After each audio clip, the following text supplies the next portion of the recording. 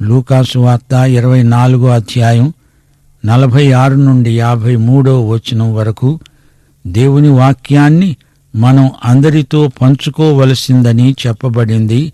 యేసు లేఖనములు గ్రహించున్నట్లుగా వారి మనస్సును తెరచి 3వ దినమున మృతులలో నుండి లేస్తాడని, యెరూషలేము మొదలుకొని సమస్త జనములలో ఆయన పేరట మారుమనస్సు, పాపక్షమాపణ ప్రకటించబడుతుందని రాయబడి ఉన్నది. ఈ సంగతులకు మీరే సాక్షులు.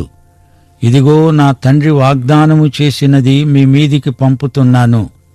మీరు పైనుండి శక్తి పొందే వరకు పట్టణములో నిలిచి ఉండండి అని వారితో చెప్పాడు. ఆయన బేతనీయ వరకు వారిని తీసుకొని పోయి చేతులెత్తి వారిని ఆశీర్వదించాడు.